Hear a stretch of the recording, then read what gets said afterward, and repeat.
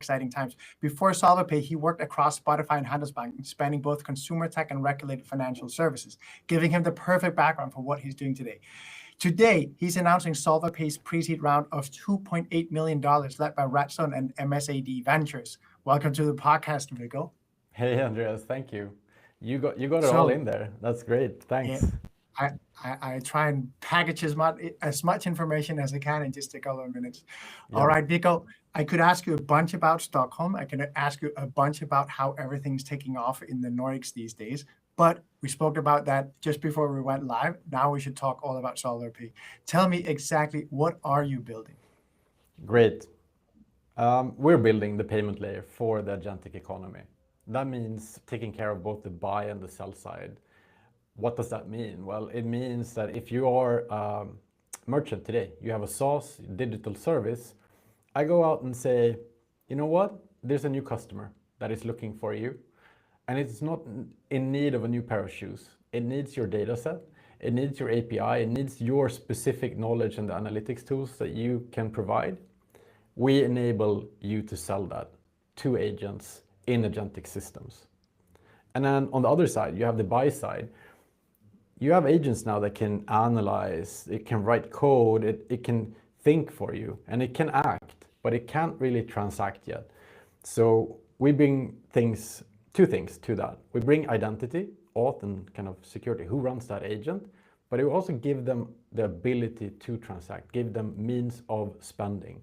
So we cover both sides of that as this agentic economy is taking shape. We have a lot of players in it, and we can dive into specifics of it, but it's really like enabling both the buy and sell side here. And who are the buyers and the sellers? If you should describe the ICP here, is this Amazon for agents? In other words, it's anyone who has something to sell, and it's anyone who has something to buy. Great question. We're seeing some patterns emerging. And of course, this is where we are right now. So builders, we have a new wave of builders. Anyone can be a builder. You can build a product now, and the cost is going to near zero. You can go from prototype to production, and now you're going to go to paid within seconds as well. So that means for us, it's also building a payment solution that enables builders. You don't have to do a lot of configuration. It's add a skill, add SolvaPay as a skill to your agent and tell it to integrate into whatever app you're building. So that's a part of it. At the same time, we also want to enable that builder and the next ICP, the SaaS owner, for what is coming. You have agents, they need your data set. They need to be able to transact on it and pay for it. So there are multiple ways we can enable that. We've really focused on like a cross-platform, cross-protocol level. So yes, you have your old sales funnel, you're selling a subscription over here. Let's enable that parallel thing, the agentic new revenue stream, where an agent on behalf of a human or autonomously can find your data set, try it, and if it likes it, you can actually buy it, buy more credits to use it, etc. So that's really like enabling the agentic sell side for the SaaS. And the third thing that this actually caught me from by surprise, because I thought this was further out, to be honest. From day one, when we looked at SolvaPay and thinking about how do we do agent-to-agent transactions, like the fully autonomous, so we were thinking about it, human in the loop, kind of hybrid, and then the fully autonomous thing is a little bit more sci-fi. That's at least a couple of months out. And here's the weird thing, like we have customers knocking on our door and like, we need this now. We're like, what? Okay, really? What does that look like? There's a common thing there, and maybe someone will recognize themselves in this. It's like platforms. You have maybe a creator economy. So one of our early talks is with a client that has creators building purpose-built data sets, dashboards, analytics tools, and they surface them through their platform. So this customer of ours, and they have a rev share model, and they want agents to be able to spend autonomously to do analytics and use these different creator built tools. And they're like, can you solve this? And we're like, yeah, that is actually a prime use case for an agent to agent. So that really caught us a little bit by surprise that they are actually thinking about this already.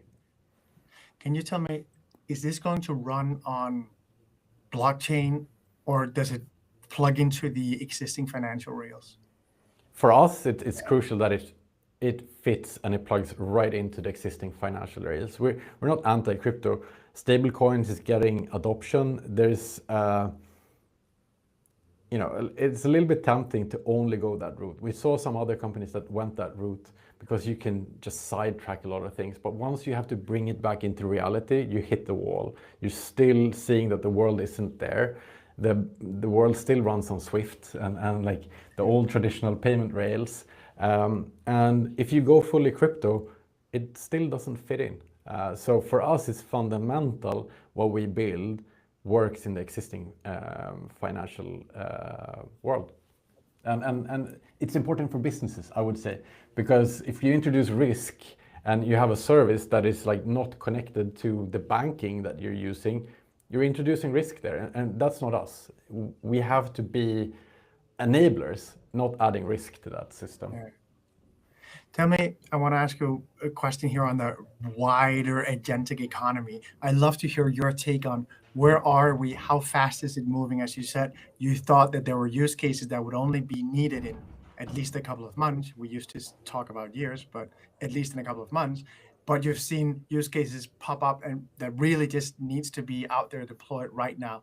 Can you talk a bit about adoption across the startup market? And I know that startups are great ICP for you because they're fast adopters. They need this in a faster way than the incumbents. But I'd love to hear, what are your conversations with incumbents who are moving fast, who are saying, SolvaPay, I got to know what you're doing and I got to figure out how we can get that into our banking system? There's quite a bit to unpack there. There are a few things that I can highlight. I call it lazily like the battle of protocols. So we have a lot of actors in this space. We have the LLM providers that have clients and they're now building out their own marketplaces. We can think about them as their own bubbles. So you have a lot of agents in here and they have services being surfaced, but they can only operate in this bubble. So if you have like OpenAI and has its marketplace, can't really like go outside of that and buy things in the Anthropic marketplace. And how does that relate to like the battle of the protocols? Well, what we're seeing is both the financial layer and the technology providers are like building out protocols. Some are more gate-kept, like purpose built for this bubble. Some are more universal, and some are now being adopted and moved out. And like, so MCP is an example. It differs than other like payment protocols specifically, but if we think about it from the perspective of how can we make something that is universally connectable, that can span this ecosystem, that is something that is really important for us. So if you have a business, you want to be able to sell and operate in all these bubbles, right? So who wins the protocol battle? We don't know. I think the universal protocols and the incumbents that embrace that, thinking about like the USB standard for this is what's going to drive mass adoption.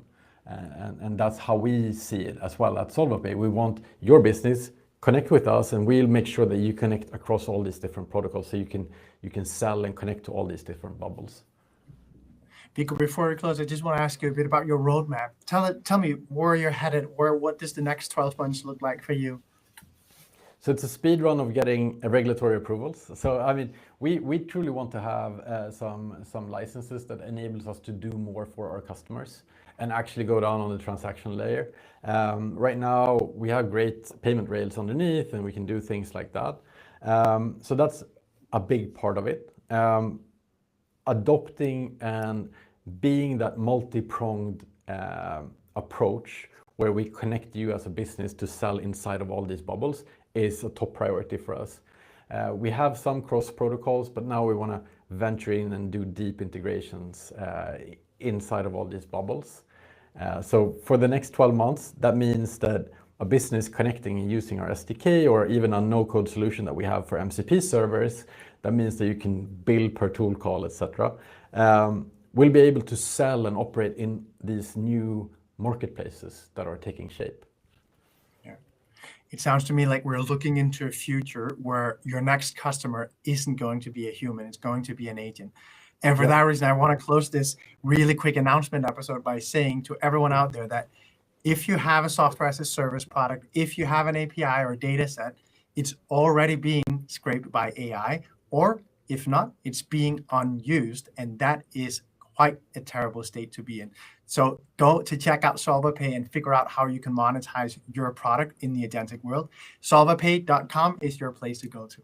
That was a bit of a commercial. I wanted to, at least because we have so many people tuning in that are exactly your type of use case. So I think that they should definitely be checking out SolvaPay. Viggo, thank you so much. Yeah, we want to do it with you. So like, don't be shy.